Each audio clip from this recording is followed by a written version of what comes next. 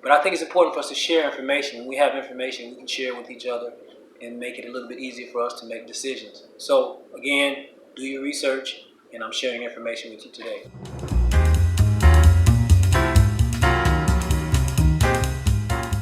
Hello everyone, Coach Chris coming at you again with another video.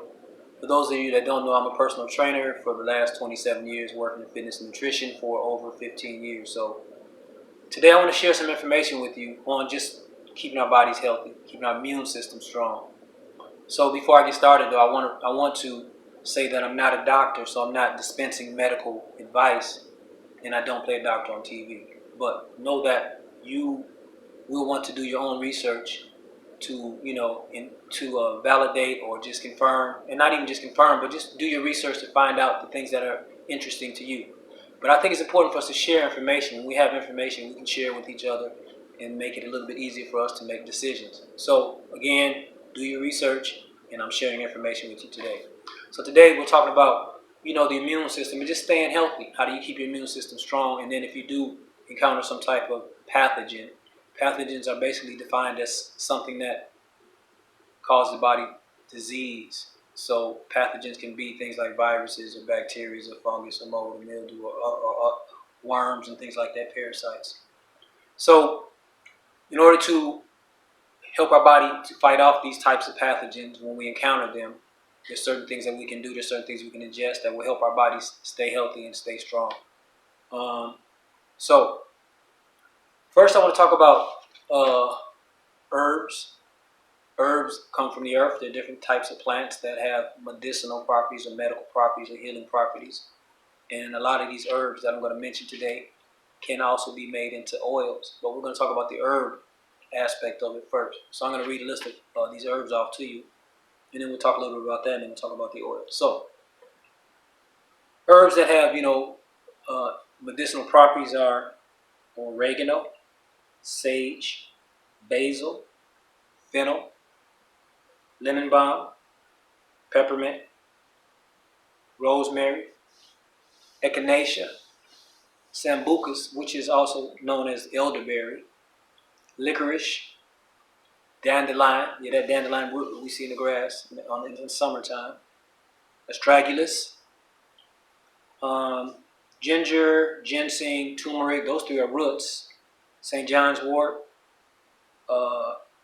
scapholora, clove, golden seal, and cinnamon. So those are some of the herbs that, some of them, because there's hundreds of herbs available. But these are some herbs that have been touted to have like stronger anti-pathogenic properties to help fight off, like I said, viruses, funguses, bacteria, molds, and things like that. Again, do your research just to get a little bit more versed on this and determine how and if you want to use these herbs, how you would do it. A lot of these things are sold in a health food store, but even things at a health food store have been claimed to not necessarily been approved by the FDA, and so you need to do your research on that. But there's plenty of literature available, and then the FDA and the AMA, because the AMA also kind of says we don't condone certain or approve of or recommend that you use certain plant types of treatment. But that's just in this country. There's other countries that use herbs more prevalently than we do, and so you just need to do your research, and there's plenty of information available to you. So those herbs that I just mentioned, all of those are plants, and so most plants oils can be made from those plants as well. So when we talk about essential oils, like for example peppermint oil or sandalwood or frankincense or lavender or lemongrass, the list goes on and on. There's plenty of pretty much every plant that exists, you can extract an oil from it. Now, oils have their medicinal properties as well. The oils are a lot stronger than the actual herb would be, because there's so much of a plant needs to be utilized to pull enough oil to like make a the oil from it. So when using oils, you usually use drops at a time, and they're usually used with a carrier oil, something like coconut oil, almond oil, or olive oil, and then they're usually used topically, which means they're applied to your skin.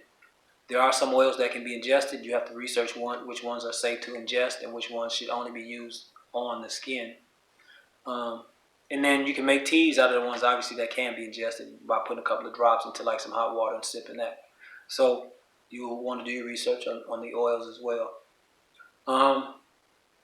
But the oils and the actual herbs have these medicinal properties that are anti-pathogenic. So those are very good things to know. Keeping in mind that these plants have been around for thousands or tens of thousands of years compared to like the pharmaceutical drugs that the pharmaceutical industry produces. That form of medicine is maybe 100 years old, maybe a little bit older than 100 years old, give or take a few years. But the plants have been around since the beginning of time, and our ancestors used plants because they didn't have high blood pressure medication or diabetes medication or heart disease medication. Also, it's possible that they didn't even have diabetes, high blood pressure, or heart disease in the first place. Those types of diseases are what are called lifestyle diseases. So you know what that means. Those diseases are developed based on the lifestyle that a person leads. So if they're not active enough, if their diet's pretty crappy, if they're stressed out all the time, those diseases are going to be the result of the lifestyle, which means lifestyle diseases usually can be reversed as well just by changing the lifestyle. Anyway, but in addition to those herbs, there are other substances that also have these anti-pathogenic properties. Some of these are, frowned upon by, certain industries, and usually a lot of the, let's say, the way that these substances are looked at, usually in a negative way, is coming from, it can come from the government or the American Medical Association, because a lot of natural substances, there's no way to patent those. And if you can't patent them, then you can't own it. If you can't own it, then you can't make money off of it. Whereas, a lot of actually a lot of the medicines that exist today have used plants and mimic the plant and just change, certain aspects of that plant to make it more, to make it theirs. So they might change a molecule, an atom, or whatever it is to make it not the natural form, but a form that they created. Anyway, so these other things that also have healing properties, some of those are like talked about like they're really not safe. So again, you need to do your research on this as well, because there's enough research out there to, I guess, validate it, or at least allow you to have enough information as to whether you want to try some of these other, natural substances that have been linked to healing different types of health issues.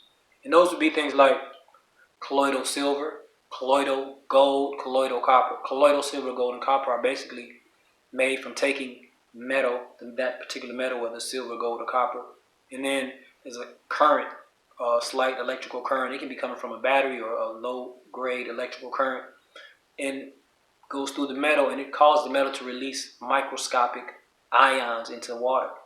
And then that water with the microscopic ions is the actual colloidal silver, colloidal gold, or colloidal copper. And those different colloidal products have been used to treat a host of different health issues. But when you do your research on those, you'll find that those are said to be very, very dangerous and very unhealthy. So you have to, do your research and be the judge of whether that's something you be willing to try or not. I will tell you this though, just before there was refrigeration, back in the late 1800s, early 1900s, when there wasn't refrigeration, things like milk, which we know if you leave milk out, it's going to spoil. But they used to keep milk in silver pitchers, or they would take a silver dollar and throw it in a pitcher if the pitcher wasn't silver, because the silver would, prevent the milk from producing bacteria. So maybe that means something if they kept milk in a silver pitcher to keep it from, producing pathogens. But anyway, I digress, and you can look that up. So colloidal silver, gold, and copper are linked to like having health properties. Then there's something called MMS, Miracle Mineral Solution. That was I can't remember the guy's name right now. His name is Jim. If it comes back to me before the video's over, I will say it, but right now I can't remember his name. Anyway, so MMS, and then of course vitamin C, vitamin D. There's a honey called Manuka honey, which comes from New Zealand, which has a higher level of medicinal properties. Now, no normal honey, honey that comes from bees has medicinal properties, but Manuka honey has a higher medicinal property level, a higher anti-pathogenic properties than basic honey does. Then you have onion, garlic, also olive leaf. I forgot. Podarco. Podarco is another herb that's been linked to like having, you know, antiviral, antifungal, and micro properties. And then there's grapeseed extract, which comes from grape seeds and has been linked to very powerful properties as well. And then ACV, which is apple cider vinegar.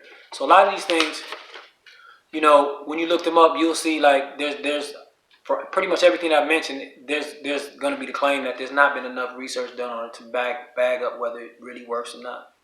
But most of these plants have been around for thousands of years before medicine even came about. The chemical medicine. These medicines have been around for thousands of years, and our ancestors used them. You know, you have TMC, which is traditional Chinese medicine, and they make all kind of teas from different roots and herbs. You have shaman who use a lot of different plants, South American type medicine. You have Native American medicine.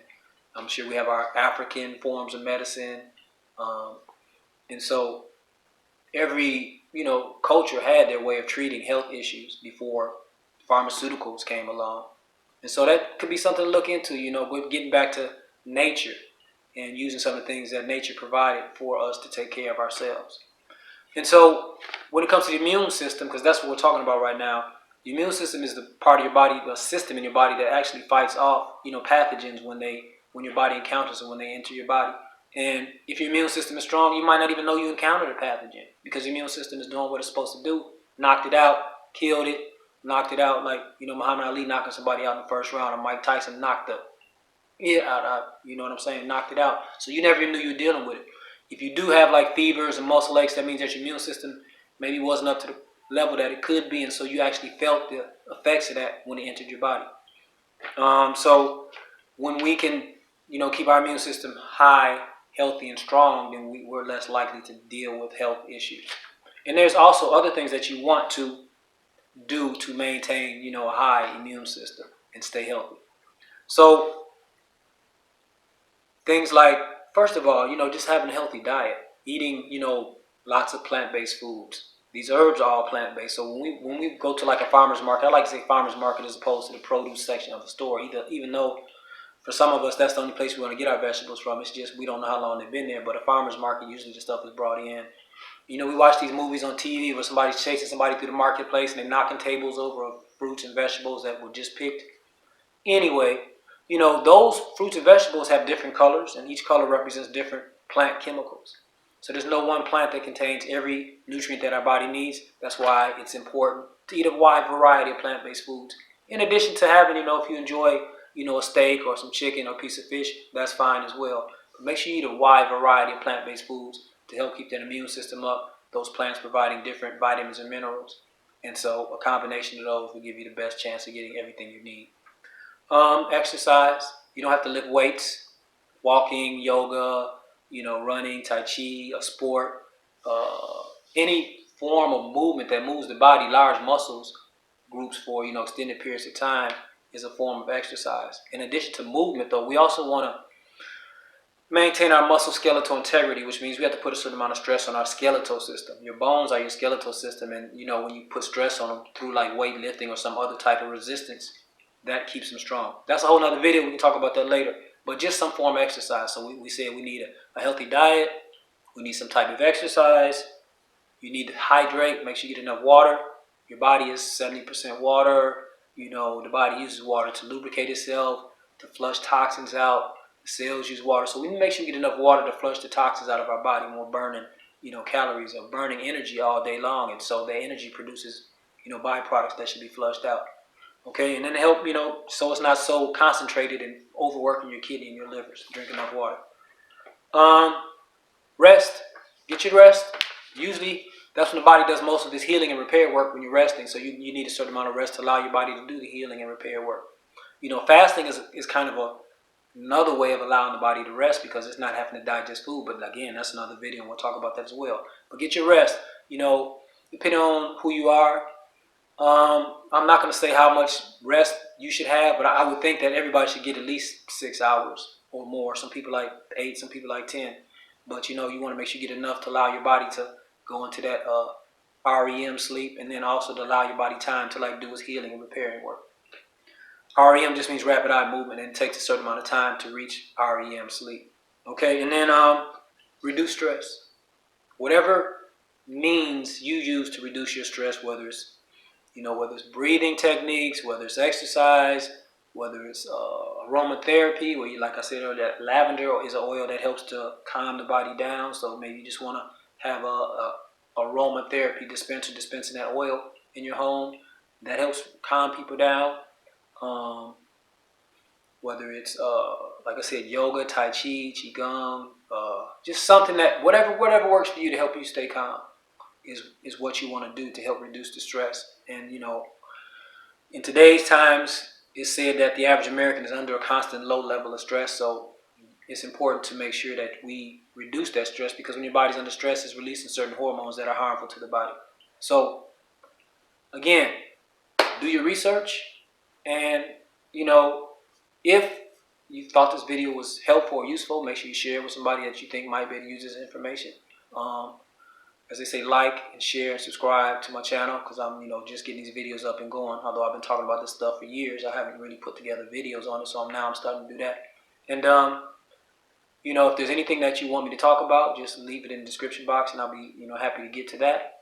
And so stay active and stay well. Talk to you soon.